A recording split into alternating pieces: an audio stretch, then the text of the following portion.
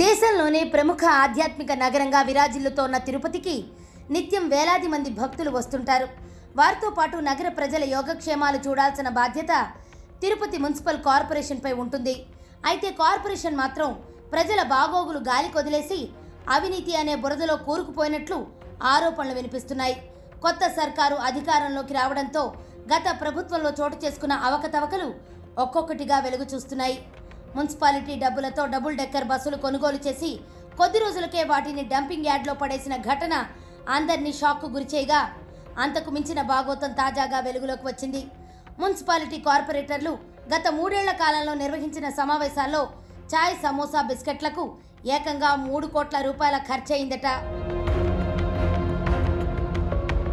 ఉత్తమ పారిశుధ్య నగరంగా దేశంలోని స్మార్ట్ సిటీ జాబితాలో స్థానం దక్కించుకున్న తిరుపతి నగరపాలక సంస్థ దశల వారీగా అభివృద్ధి వైపు అడుగులు వేస్తూ వస్తోంది. ఈ క్రమంలో కేంద్ర ప్రభుత్వాల నుండి ప్రత్యేక అవార్డులు, గుర్తింపును సాధించింది. అయితే తిరుపతి నగరపాలక సంస్థ కార్యాలయంలో మాత్రం అధికారుల చేతివాటానికి అడ్డు అదుపు లేకుండా పోతోంది.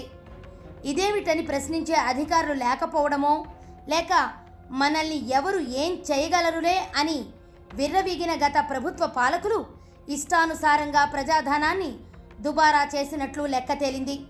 తిరుపతి నగర ప్రజలు కట్టిన సొమ్మును చాయ్, సమోసా, బిస్కెట్ పేర్లతో 3 కోట్ల పైచిలకు ఖర్చు చేశారంటే అవినీతి ఏ స్థాయిలో జరిగిందో అర్థమవుతోంది. తిరుపతి నగరపాలక సంస్థలో గత 5 ఏళ్లలో ఎన్నో అక్రమాలు జరిగాయని తెలియడంతో గత ప్రభుత్వ హయాంలో జరిగిన కార్యకలాపాలపై కూటమి ప్రభుత్వం ఫోకస్ పెట్టింది. ఈ నేపథ్యంలోనే అప్పటి పరిస్థితుల గురించి వైసీపీ కార్పొరేటర్లే ఇప్పుడు బహిరంగంగా అసంతృప్తి వెళ్లగక్కుతున్నారు. ఈ అంశాన్ని తిరుపతి నగరపాలక సంస్థ కార్పొరేటర్లతో కలిసి స్టాండింగ్ కౌన్సిల్ సభ్యుడు నరసింహాచారి, కొత్తగా బాధ్యతలను స్వీకరించిన కమిషనర్ నారపురెడ్డి మౌర్యకు వినతి పత్రం అందజేయడంతో వాస్తవాలు వెలుగులోకి వచ్చాయి.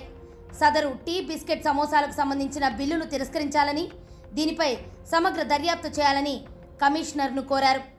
మున్సిపల్ కార్యాలయంలో జరుగుతున్న అధికారుల అక్రమాలు, ప్రజాధనాన్ని దుర్వినియోగం చేసే దాని విషయంగా కార్పొరేటర్లు అందరూ కలిసి కార్పొరేటర్ల సహాయంతో నిన్న మున్సిపల్ కమిషనర్ గారు నారపరెడ్డి మౌర్య గారికి వినతి పత్రం ఇవ్వడం జరిగింది.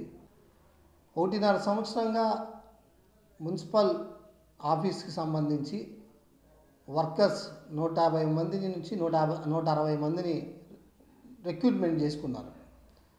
దీంట్లో ప్రజాప్రతినిధులుగా మాకు సమాచారం లేదు, అలాగే డిప్యూటీ మేయర్లకు కానీ మేయర్కి కానీ ఎటువంటి సమాచారం లేకుండా 160 మందిని పెట్టుకోవడం జరిగింది.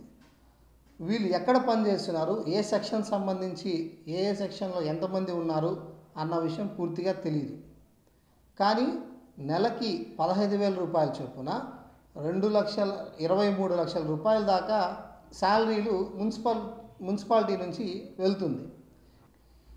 అతిపెద్ద బాధాకరమైన విషయం ఏంటంటే, మున్సిపాలిటీలో ప్రజాప్రతినిధులుగా మేము ఉంటూ ప్రజా సంక్షేమం కోసం, ప్రజా సమస్యలపైన మేము గలం విప్పడానికి వెళ్తే మమ్మల్ని కూర్చోబెట్టి ఒక చాయ్, ఒక బిస్కెట్, మహా అంటే ఒక సమోసా, లేదు అంటే ఏదన్నా అత్యవసర సమావేశం కాకుండా ఒక 2-3 నెలల తర్వాత పెట్టిన ఒక సమావేశాల్లో అంత జీడిపప్పు, అది గౌరవార్థంగా పెట్టే విషయంలో 3 సంవత్సరాలకు గాను 3 కోట్ల రూపాయలు బిల్లు పెడతారని చెప్పేసి మున్సిపల్ అధికారులు చెప్తే, మహా అంటే 15 నుంచి 20 సమావేశాలు జరిగి ఉంటాయి.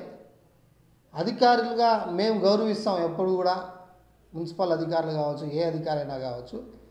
ఒకవేళ స్పందన కార్యక్రమాల్లో కమిషనరు, అధికారులందరూ కూర్చోన్నా కానీ వాటికి మీద వేసిన బిల్లు కలిపినా కానీ 3 కోట్ల రూపాయలు అవ్వడం అనేది ప్రజాధనాన్ని కొల్లగొట్టడం కాదా అనేసి ఇవాళ ప్రశ్నించడం జరుగుతుంది.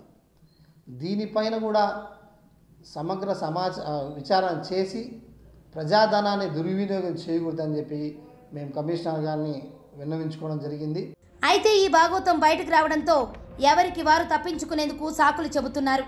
ఈ వ్యవహారం గురించి తమకేమీ తెలియదని వైసీపీ కార్పొరేటర్లు చెబుతుండగా దీనితో తమకు సంబంధం లేదని అంతా కార్పొరేటర్లే చేశారని మున్సిపల్ అధికారులు దాటేస్తున్నారు.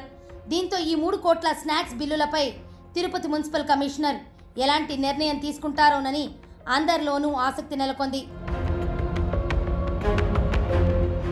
అవినీతికి తవ్వే కొద్దీ ఎన్ని కొండలు తవ్వినా ఎంత లోతుకి వెళ్ళినా ఏదో ఒకటి బయటకు వస్తున్నది. రోజుకి ప్రభుత్వం మారి 2 నెలలు అవుతుంది. ఎక్కడ చూసినా రాష్ట్ర వ్యాప్తంగా ప్రతి శాఖలో అవినీతే. ఉదాహరణకి మన తిరుపతి మున్సిపల్ కార్పొరేషన్ ఎత్తుకుందాం.